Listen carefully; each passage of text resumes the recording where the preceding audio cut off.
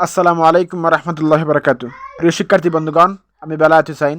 আমার এই ইউটিউব চ্যানেলের পক্ষ থেকে সবাইকে সুস্বাগতম। আমি আজকে আলোচনা করব ইংলিশ স্পোকেন অ্যান্ড ফ্রি হ্যান্ডরাইটিংয়ের ক্লাস 9। আমি ইতোপূর্বে 8টি ক্লাস আপলোড করেছি। আজকে হচ্ছে আমাদের 9 নম্বর ক্লাস। যদিও এর মধ্যে আমি অন্যান্য গ্রামাটিক্যাল আইটেম আলোচনা করছি অর্থাৎ এসএসসি অথবা এইচএসসি বা দাখিল লেভেলের বা জেডিসি লেভেলের যে বিষয়গুলো গ্রামাটিক্যাল আইটেম রয়েছে তাদের সেকেন্ড পেপারে, আমি সেগুলোও মাঝে মধ্যে আপলোড করছি বা এরই ধারাবাহিক করব। তার পাশাপাশি আমি English spoken and free hand রাইটিংয়ের ক্লাসগুলো অবশ্যই আপনাদের দেব। তাহলে আমাদের এই 9 নম্বর ক্লাসটি চলুন শুরু করা যাক। তাছাড়া আমি আরেকটি কথা বলতে চাই, আপনারা যারা আমার পূর্বের ভিডিওগুলো না দেখে থাকেন তাহলে অবশ্যই সেই ভিডিওগুলো দেখার পর এই ভিডিওতে আসবেন, নতুবা আপনারা অনেক কিছু বুঝতে পারবেন না। কারণ যেহেতু আমার এই ভিডিওগুলো ধারাবাহিকভাবে সাজানো, কাজেই আপনারা ধারাবাহিকভাবে দেখতে হবে। তাহলে আমাদের আজকে যে প্রথমে আলোচনা করতে চাই আমি সেন্টেন্স স্ট্রাকচার সম্পর্কে। তো প্রথম যে সেন্টেন্স স্ট্রাকচারটি রয়েছে সেটি হচ্ছে শুড ভার্বের প্রেজেন্ট ফর্ম। আসলে আমরা একটু উদাহরণের মাধ্যমে একটু জেনে নেই। আমাদের যে বিষয়টি হচ্ছে যে শুড অর্থ হচ্ছে উচিত। আমি আবারও বলছি, শুড অর্থ হচ্ছে উচিত। তাহলে আমরা এই যে শুড রয়েছে বা মডাল যেটি রয়েছে, আপনারা মডাল না জানলেও চলবে। প্রাথমিক অবস্থায় যে বিষয়টি জানতে হবে সেটি হচ্ছে শুড অর্থ হচ্ছে উচিত। তাহলে আমাদের যে শুরু তো উচিত, শুডের পরে কিন্তু অবশ্যই ভার্বের প্রেজেন্ট ফর্ম হবে। আমি আবারও বলছি, সেটি হচ্ছে ভার্বের প্রেজেন্ট ফর্ম। এখানে কিন্তু শুডের পরে পাস্ট পার্টিসিপল বা আইএনজি এরকম কোনো কিছু হবে না। তাহলে আমাদের শুডের পরে কিন্তু ভার্বের প্রেজেন্ট ফর্মই বসাতে হবে। তাহলে আই শুড নট হচ্ছে আমার জানা উচিত। আরেকটি বিষয় ক্লিয়ার করতে চাই, আই অর্থ কিন্তু আমি, আবার আই অর্থ আমাকেও হবে, অনেক ক্ষেত্রে আমারও হবে। তো এগুলো আমাদের সময় অনুযায়ী সেগুলো অবশ্যই চেঞ্জ হতে পারে। তাহলে এখানে কিন্তু আই শুড নট হচ্ছে আমার জানা উচিত। তাছাড়া আমি আরেকটি বিষয় একটু বিশ্লেষণ করতে চাই যে আমাদের যে সাবজেক্ট অবজেক্ট পসেসিভ, আমি এগুলো সম্পর্কে অবশ্যই আলোচনা করেছিলাম। তো সাবজেক্টের কী অর্থ, অবজেক্টের কী অর্থ, পসেসিভের কী অর্থ। তো সাধারণত আমাদের শুডের বেলায় কিন্তু পসেসিভের অর্থটাই আমাদের নিতে হয়। যাই হোক, আপনারা অবশ্যই সেটাই ধীরে ধীরে অবশ্যই বুঝতে পারবেন, সমস্যা নেই। তাহলে একটি বিষয় যে আমাদের আয়ের অর্থ আমিও হয়, আবার আমারও হয়, আমাকেও হতে পারে। তো এখানে একটি বিষয় যে আই শুড অর্থ হচ্ছে আমার জানা উচিত। আমি যদি বলি আই শুড ইট অর্থ হচ্ছে আমার খাওয়া উচিত। আই শুড গো অর্থ হচ্ছে আমার যাওয়া উচিত। আই শুড কাম অর্থ হচ্ছে আমার আসা উচিত। আই শুড কুক অর্থ হচ্ছে আমার রান্না করা উচিত। আপনারা চাইলে উচিত, আপনি যদি উচিত দিয়ে কোনো বাক্য বলতে চান তাহলে আপনি শুডের পরে কিন্তু ভার্বের প্রেজেন্ট ফর্ম বসাতে হবে। তাছাড়া আমরা কি করতে পারি, এই যে আমরা প্রথম যে জিনিসটা করতে পারি যে সাবজেক্ট পরিবর্তন করতে পারি। তাহলে আমরা যদি বলি উই শুড নট হচ্ছে আমাদের জানা উচিত। ইউ শুড ন তোমার অথবা তোমাদের জানা উচিত। দে শুড ন তাদের জানা উচিত। হি শুড ন তার জানা উচিত। শি শুড ন তার জানা উচিত। ইট শুড ন এটার জানা উচিত। করিম শুড ন করিমের জানা উচিত। তাহলে আমরা কি করলাম, যে সাবজেক্ট পরিবর্তন করতে পারলাম, আবার ভার্বের প্রেজেন্ট ফর্ম বসিয়ে আবার নতুন করে বাক্য তৈরি করতে পারবো। এরপর আমরা কি করব, নেগেটিভ করব। আমরা যেহেতু এখানে কি কোনো সাহায্যকারী, আমরা নেগেটিভের ক্ষেত্রে আমরা ইতিপূর্বে বলেছি যে কোনো যদি সাহায্যকারী থাকে তাহলে আমরা কী করবো, সাহায্যকারীর সাথে শুধু নটটি বসিয়ে দেবো। তাহলে আমরা আমাদের এখানে কি এই যে সাহায্যকারী রয়েছে অবশ্যই কী রয়েছে, শুড। তাহলে শুডের সাথে আমরা কী বসাবো, শুধু নটটি বসিয়ে দেবো। তাহলে হবে আই শুড নট নট হচ্ছে আমার জানা উচিত না। আই শুড নট ইট হচ্ছে আমার খাওয়া উচিত না। আই শুড নট সি হচ্ছে আমার দেখা উচিত না। আই শুড নট কুক হচ্ছে আমার রান্না করা উচিত না। আই শুড নট গো আমার যাওয়া উচিত না। আপনারা অবশ্যই এখানে আমি আই দিয়ে অথবা বলছি, আপনি চাইলে সাবজেক্ট করিম দিয়ে বলতে পারেন রহিম। আমি যদি বলি রহিম শুড নট কাম, রহিমের আসা উচিত না। আপনারা এভাবে কিন্তু অবশ্যই সাবজেক্ট এবং ভার্ব পরিবর্তন করে নতুন করে বাক্য তৈরি করতে পারবেন। এরপর আমরা কি করব, আমরা এটিকে এই যে সেন্টেন্সটি রয়েছে আমরা ইন্টারোগেটিভ করব। আমি আবারও বলছি ইন্টারোগেটিভ। তাহলে আমরা ইন্টারোগেটিভ করতে কি করব, আমরা আমাদের এই যে মেন যে বাক্যটি রয়েছে, আমরা এখানে কি কোনো সাহায্যকারী রয়েছে অবশ্যই, এই সাহায্যকারীটিকে আমরা এখানে যদি সামনে বসিয়ে দেই তাহলে আমাদের প্রশ্ন কিন্তু হয়ে যাবে, ইন্টারোগেটিভ হয়ে যাবে। তাহলে শুড আই নট হচ্ছে আমার কি জানা উচিত। শুড ইউ নো তোমার কি জানা উচিত। শুড ইউ গো তোমার কি যাওয়া উচিত। শুড ইউ রিড তোমার কি পড়া উচিত। শুড ইউ রাইট তোমার কি লেখা উচিত। আমরা চাইলে শুড ইউ আই হি আমরা যেভাবে ইচ্ছা সাবজেক্ট পরিবর্তন করে অবশ্যই করতে পারি। এরপর আমরা কি করব, যে আমরা এটিকে ইন্টারোগেটিভ নেগেটিভ করব কিভাবে। এখানে এই যে শুড আছে, তাহলে আমরা শুধু এই যে শুডের সাথে শুধু নটটি যুক্ত করে যে শুডন্ট আই নো আমার কি জানা উচিত না। শুডন্ট ইউ নো তোমার কি শুডন্ট ইউ নো তোমার কি জানা উচিত না, শুডন্ট ইউ গো তোমার কি যাওয়া উচিত না। আপনি চাইলে এভাবে নতুন করে বাক্য তৈরি করতে পারবেন। এরপরে যে বিষয়টি হচ্ছে যে আমি ডাব্লিউএইচ ওয়ার্ডের মাধ্যমে, আমরা ইতোপূর্বে বলেছিলাম যে আমরা চাইলে ডাব্লিউএইচ ওয়ার্ডের মাধ্যমে নতুন করে বাক্য তৈরি করতে পারি।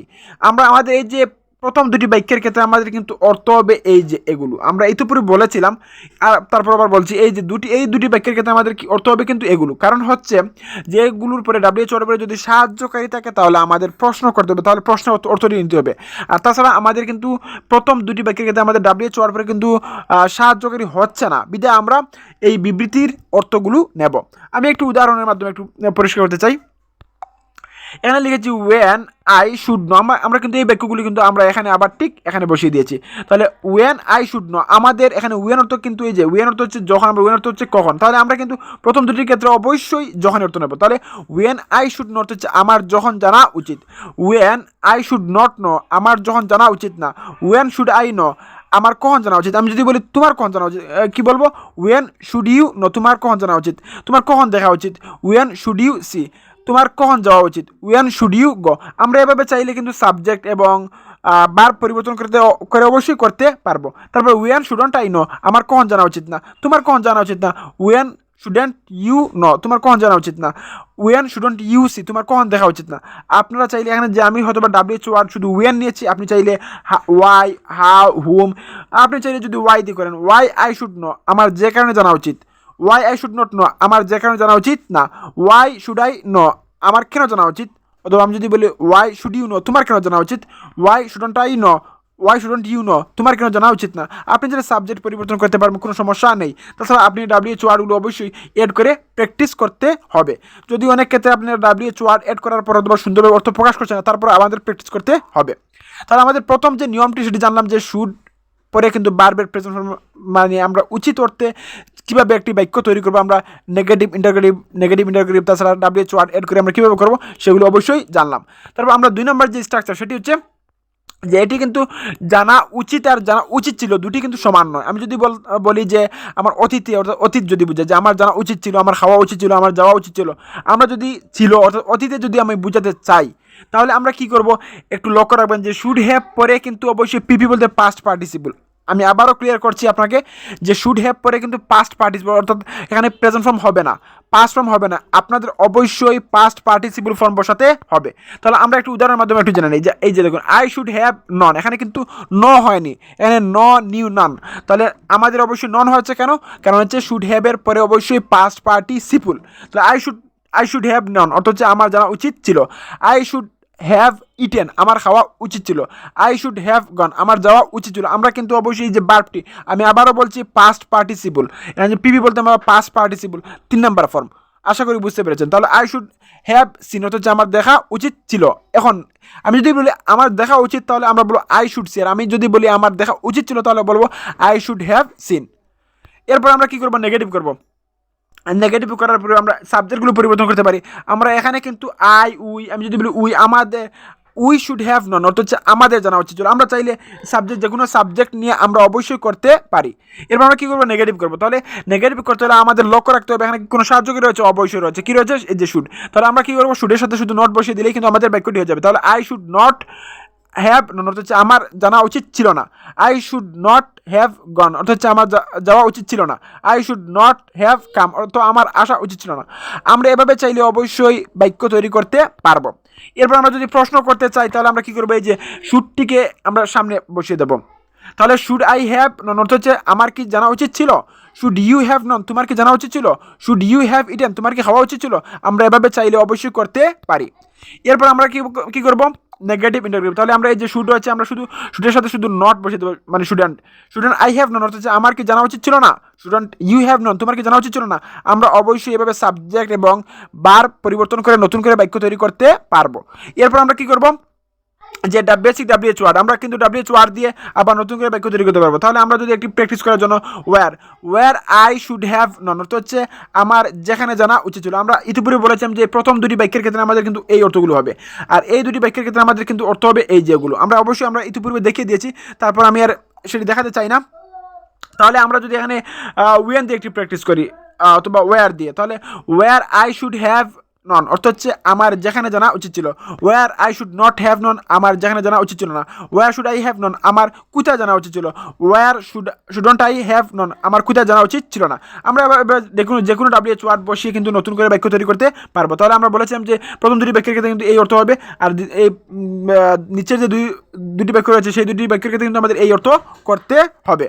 আশা করি বুঝতে পেরেছেন। আমাদের কিন্তু এখানে শুডের পরে বারবার প্রেজেন্ট, সেটি হচ্ছে শুড হ্যাভ পরে কিন্তু বারবার পাস্ট পার্টিসিপল আমরা উচিত ছিল এবার বলতে চাই।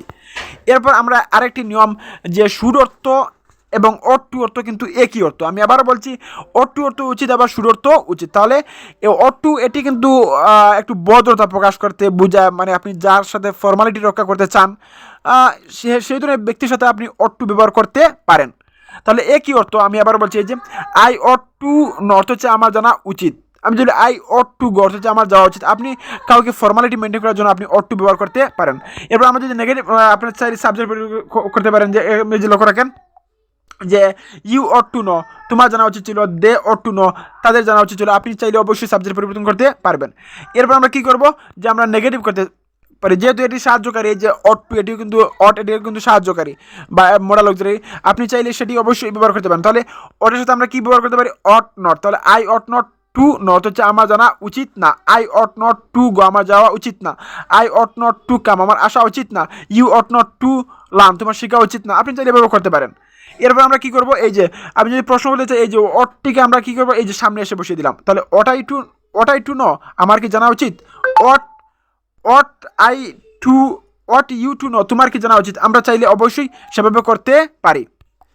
এরপর আমরা কী করবো, এই যে এটিকে যদি আমরা প্রশ্ন করতে চাই, তাহলে নেগেটিভ ইন্টারগ্রেটিভ নেগেটিভ করতে চাই, তাহলে আমরা কী করবো, এই যে অটের সাথে আমরা শুধু নট বসিয়ে দেবো। তাহলে অটেন্ট আই টু নো অর্থ হচ্ছে আমার কি জানা উচিত।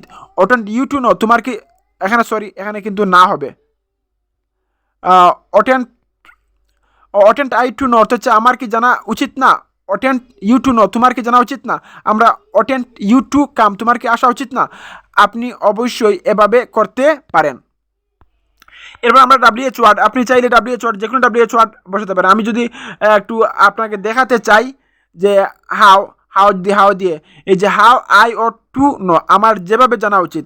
How I ought not to know, আমার যেভাবে জানা উচিত না। How ought I to know, আমার কীভাবে জানা উচিত। How oughtn't I to know, আমার কীভাবে জানা উচিত না। আপনি চাইলে অবশ্যই এভাবে প্র্যাকটিস করতে পারেন। আপনার এভাবেই কিন্তু ডেভেলপ হবে ইনশাআল্লাহ। তাহলে আমরা 3টি স্ট্রাকচার দিলাম। অট টু এবং শুডের কিন্তু একই অর্থ বলেছিলাম। অট টু হচ্ছে আমরা ফর্মালিটি রক্ষার ক্ষেত্রে, আর আরেকটি হচ্ছে যে উচিত, আমাদের যদি অতিথি বোঝাতে চাই তাহলে কিন্তু আমরা শুড হ্যাভ। একটি হচ্ছে শুড বারের প্রেজেন্ট, আরেকটি হচ্ছে অট টু বারের প্রেজেন্ট, আর আরেকটি হচ্ছে শুড হ্যাভ পিপি কিন্তু পাস্ট পার্টিসিপল। আশা করি বুঝতে পেরেছেন। আমরা তাহলে ভোকাবুলারি ক্লাসে চলে যাই, মানে বারবার ফর্ম সম্পর্কে আমরা কিন্তু আলোচনা করব। এখন আমরা প্রেজেন্ট ফর্ম পাস্ট পার্টিসিপল লিখেছি, এখানে অর্থ লিখেছি। তাহলে আমরা একটু বলতে চাই, লক অর্থ হচ্ছে চাবি দেওয়া, লক অর্থ হচ্ছে চাবি দিয়েছিল, লক অর্থ হচ্ছে চাবি দিয়েছে। লুক অর্থ হচ্ছে তাকানো, লুক অর্থ তাকিয়েছিল, লুক অর্থ তাকিয়েছে। মেন্ড অর্থ মেরামত করা, মেন্ডেড অর্থ মেরামত করেছিল, মেন্ডেড অর্থ মেরামত করেছে। নিডেড অর্থ হচ্ছে প্রয়োজন হওয়া, নিডেড অর্থ প্রয়োজন হয়েছিল, নিডেড অর্থ প্রয়োজন হয়েছে। অবৈধ অর্থ মান্য করা, অবৈধ অর্থ হচ্ছে মান্য করেছিল, অবৈধ অর্থ মান্য করেছে। অনুরোধ অধিকার রাখা, অনুরোধ অধিকার রেখেছিল, অনুরোধ অধিকারে রেখেছে। পাস অর্থ উত্তীর্ণ হওয়া, পাস অর্থ উত্তীর্ণ হয়েছিল, পাস অর্থ উত্তীর্ণ হয়েছে। পেন্টেড অর্থ আঁকা, পেন্টেড অর্থ এঁকেছিল, পেন্টেড অর্থ এঁকেছে। প্লে অর্থ খেলা করা, প্লেড অর্থ খেলা করেছিল, প্লেড অর্থ খেলা করেছে।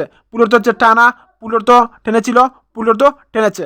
আমরা এভাবে অবশ্যই এভাবে প্র্যাকটিস করবো ইনশাআল্লাহ। তাহলে আমরা আজকে বারবার ফর্ম 10টি আলোচনা করেছি। আপনারা অবশ্যই অর্থগুলো চেষ্টা করবেন শেখার জন্য বা প্র্যাকটিক্যালি প্রয়োগ করার জন্য। তাহলে আজকে এই পর্যন্ত। আপনাদের সবাইকে অসংখ্য ধন্যবাদ ভিডিওটি দেখার জন্য। আল্লাহ হাফিজ। আসসালামু আলাইকুম রহমতুল্লাহি ওয়া বারাকাতুহু।